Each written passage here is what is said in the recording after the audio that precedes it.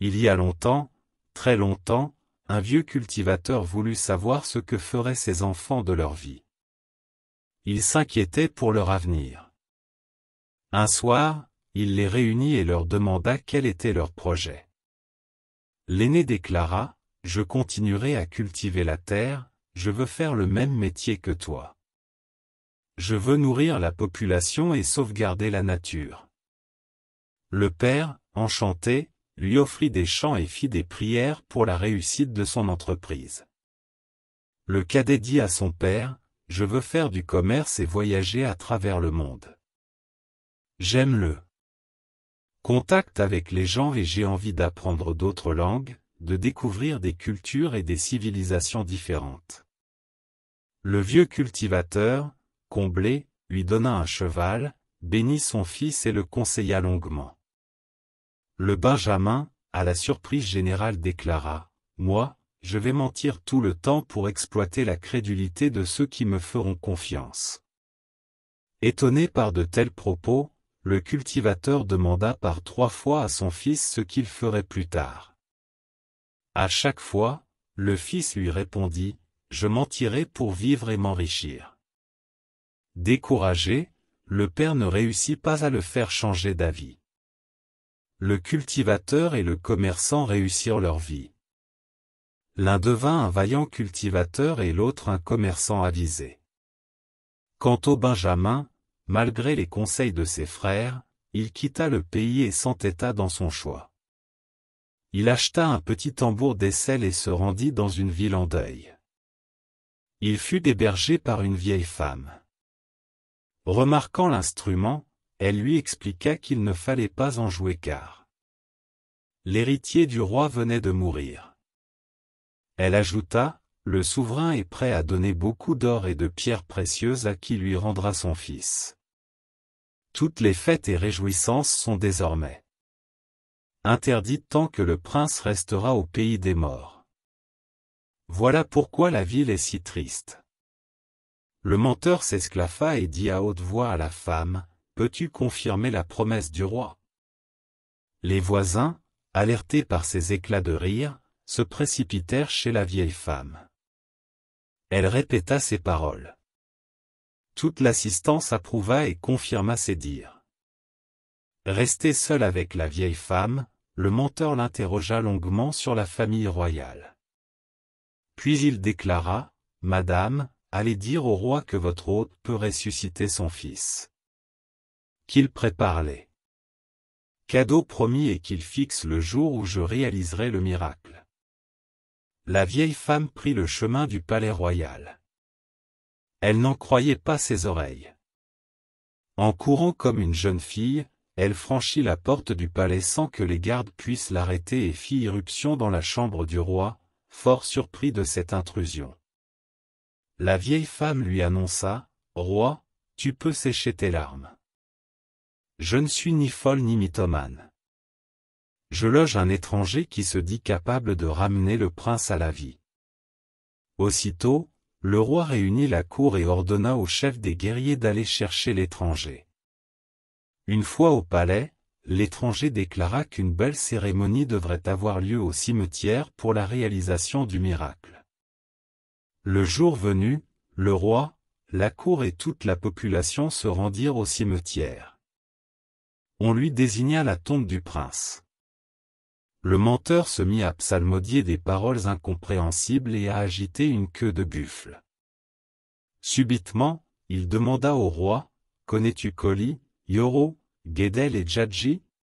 « Oui, » répondit le roi.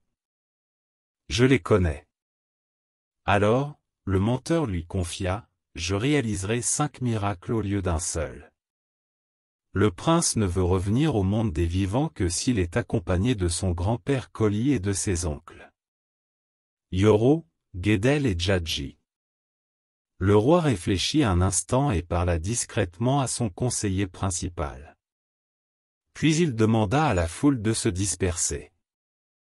Il se tourna vers l'étranger et lui dit, « Laisse le prince royal et sa famille reposer en paix. Tu recevras ta récompense et je te prendrai comme conseiller. » Personne ne comprit la décision du roi de renoncer au retour du prince. Mais le roi avait un secret, il avait empoisonné son père et ses frères aînés pour accéder au pouvoir rapidement. La réapparition de ces hommes lui aurait posé un sérieux problème. La vieille femme était au courant de toutes ses affaires de famille. Elle avait renseigné l'étranger qui avait ainsi préparé soigneusement son imposture. En échange, elle eut une part importante des cadeaux reçus par le menteur. L'attitude du roi resta énigmatique pour le peuple. Mais tout le monde se réjouit de pouvoir revivre normalement et de retrouver les plaisirs de la fête. Quant au menteur, resterait-il longtemps en vie, dès lors qu'il avait découvert le secret du roi? Le poisson d'or. Il y avait une île au milieu de l'océan où il y avait une petite cabane. Dans cette cabane vivait un vieillard et sa femme. Ils étaient pauvres, très pauvres, et le mari avait seulement un filet. Tous les jours il allait pêcher, et lui et sa femme mangeaient les poissons qu'il prenait dans son filet. Un jour après avoir pêché longtemps, il prit un petit poisson d'or qui avait une voix humaine, et qui dit, « Brave homme, rejette-moi dans la mer bleue. Je suis si petit, donne-moi la vie, et je ferai tout ce que tu me demanderas. » Le pêcheur eut compassion du petit poisson, et retourna à la cabane sans rien. Sa femme demanda, « Eh bien, mon mari, as-tu pris beaucoup de poissons? » « Non, dit-il, j'ai pêché toute la journée, et j'ai seulement pris un petit poisson d'or. »« Où est-il ?» dit la femme. « Dans la mer, répondit le pêcheur, il m'a tant prié d'avoir compassion de lui que je l'ai remis dans l'eau. » La femme était très indignée. « Imbécile, dit-elle, tu avais la fortune dans la main et tu as été trop stupide pour en profiter. » Elle parla tant que le vieillard, fatigué de ses reproches, courut au bord de la mer, et cria. « Poisson d'or, poisson d'or. Viens à moi, la queue dans la mer, la tête tournée vers moi. » Le poisson d'or arriva aussitôt, et dit, « Vieillard, que veux-tu? » « Je veux du pain pour ma femme qui est en colère. »« Va à la maison, vieillard, et tu trouveras du pain en abondance, dit le poisson. » Le vieillard arriva à la cabane, « Eh bien, ma femme, as-tu du pain en abondance? »« Oui, dit la femme, mais je suis bien malheureuse. J'ai cassé mon baquet, je ne sais où laver mon linge. Va trouver le poisson d'or, et dis-lui que je veux un baquet neuf. » Le vieillard alla au bord de la mer, et cria, « Poisson d'or, poisson d'or. Viens à moi.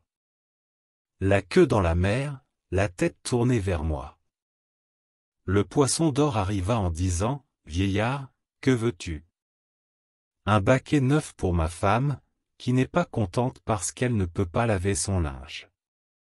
Va à la maison, dit le poisson d'or, et tu y trouveras un baquet neuf. Le vieillard retourna chez lui, et dit, « Eh bien, ma femme, as-tu un baquet neuf? » Oui, dit la femme, mais va dire au poisson d'or que notre cabane tombe en ruine, et qu'il m'en faut une autre. Le vieillard retourna au bord de la mer et cria, « Poisson d'or, viens à moi. »« Que veux-tu » demanda le poisson. « Une cabane neuve pour ma femme, qui est de bien mauvaise humeur. »« Très bien, va à la maison, et tu trouveras une cabane neuve. » Le vieillard arriva chez lui et vit une belle cabane neuve. Sa femme ouvrit la porte, et dit, « Imbécile, va dire au poisson d'or que je veux être archiduchesse, et demeurer dans un beau château, où j'aurai beaucoup de domestiques qui me feront de grandes révérences. » Le vieillard retourna au bord de la mer et fit la commission. « C'est bien, lui dit le poisson d'or, retourne à la maison, tu trouveras tout fait. » Arrivé à la maison, le vieillard vit un château magnifique.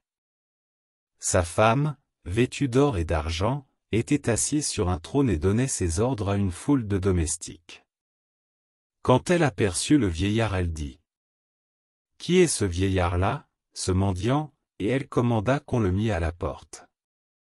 Mais bientôt elle voulut être impératrice.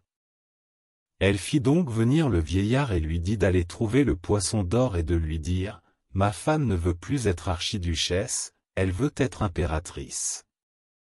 Le vieillard obéit, et le poisson d'or accorda aussi ce souhait. Enfin la méchante femme voulut être reine des eaux et commander à tous les poissons. Le vieillard alla donc au bord de la mer, appela le petit poisson d'or et dit: Poisson d'or, ma femme n'est toujours pas contente. Elle dit qu'elle aimerait être reine des eaux et commander à tous les poissons. Oh, c'est trop, dit le petit poisson d'or, elle ne sera jamais reine des eaux, elle est bien trop méchante, et je suis sûr que tous les poissons seraient bien malheureux sous ses ordres. Le poisson disparut, en disant ces mots, et quand le vieillard arriva chez lui, il retrouva la pauvre cabane, le baquet cassé, la vieille femme mal vêtue, et il fut obligé de reprendre son filet et de pêcher. Mais il eut beau jeter son filet à la mer, il ne retrouva plus le poisson d'or.